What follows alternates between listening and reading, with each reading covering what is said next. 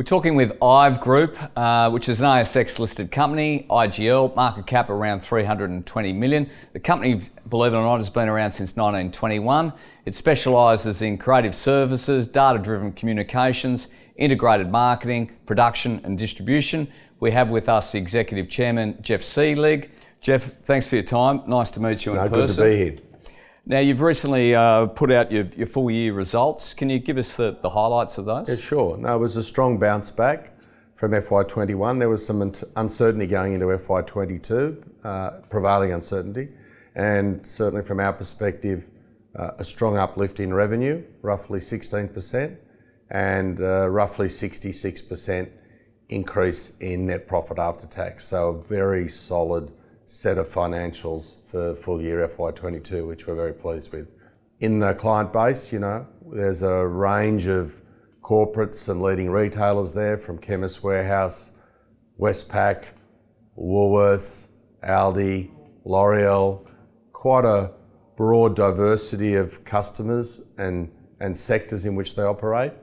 And across our customer base, roughly 2,800 customers in total across that 760 million of revenue. And Geoff, the company listed in December 2015. Can you talk us through the milestones in terms of your growth? Look, if you took a snapshot since we listed, the company's essentially doubled in size, revenue, doubled in earnings through that period.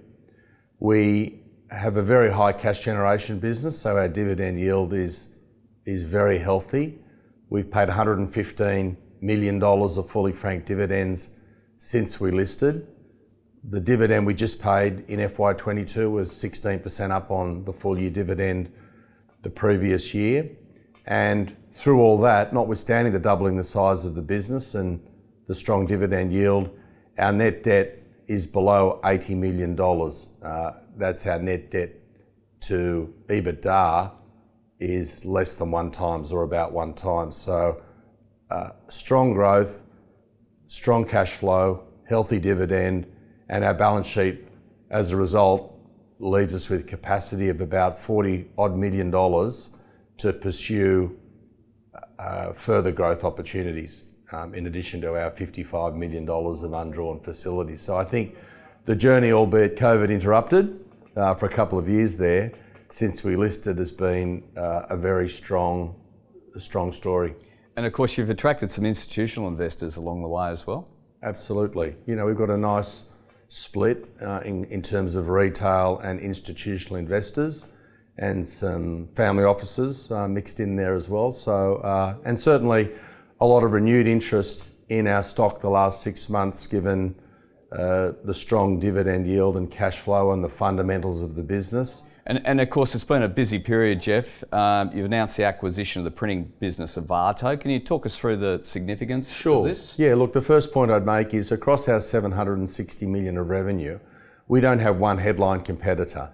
We have competitors in the various parts of the marketing communication space we operate in.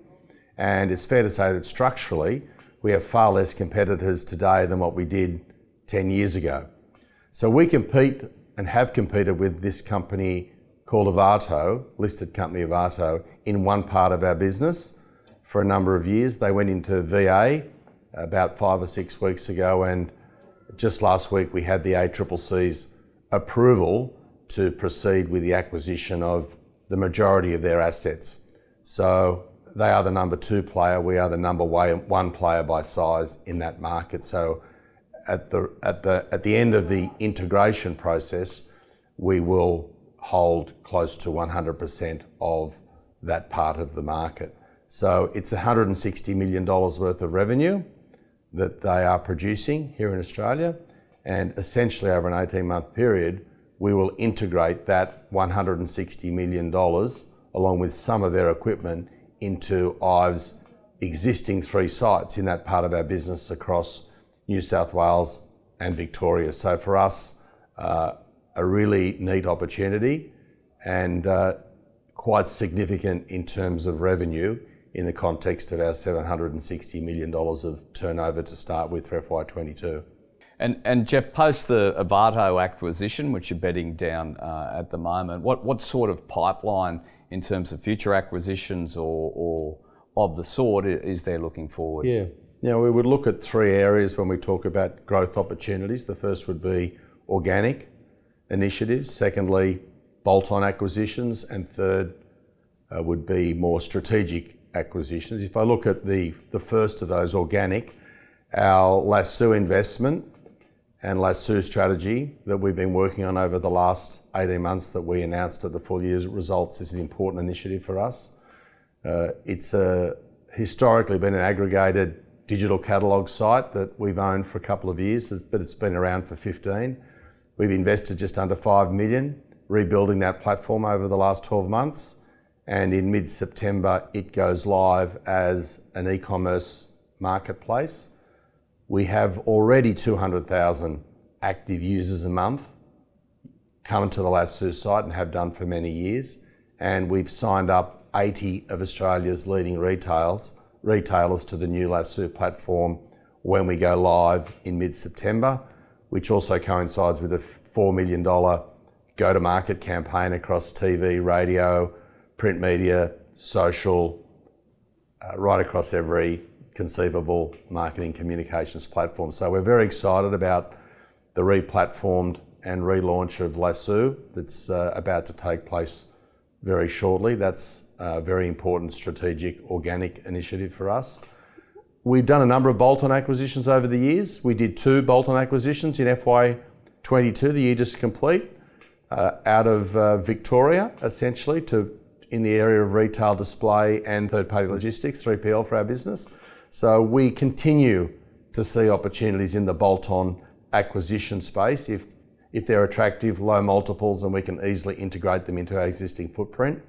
And then we have the more strategic acquisitions, and in the full year results, and certainly at the AGM, we'll talk in far more detail around our strategy to move more aggressively into the packaging space. And that may include a beachhead acquisition in that sector as well to spearhead or to build out our existing packaging revenues, which are only about 15 million of our 750. So yes, outside of Ovato, we've still got a lot of initiatives on the go and some big plans for the year ahead, and look forward to updating shareholders at the AGM come November.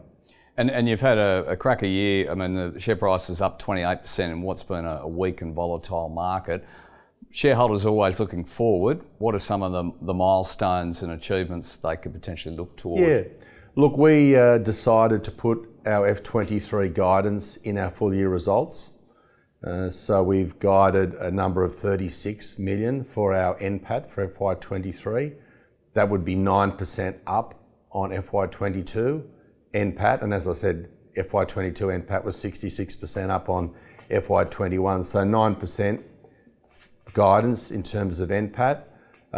Lasoo will monitor closely and say more to the market around the performance metrics for that business, because it is a business that certainly with 200,000 users today, before we launch the new e-commerce marketplace, has the potential to grow quite significantly.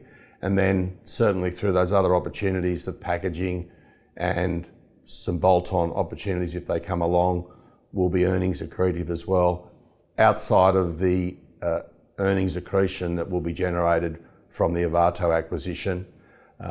We've already put out quite a healthy uplift in terms of guidance for FY23, but more to come. Geoff Selig, thanks for your time. No, thank you very much for having me back again.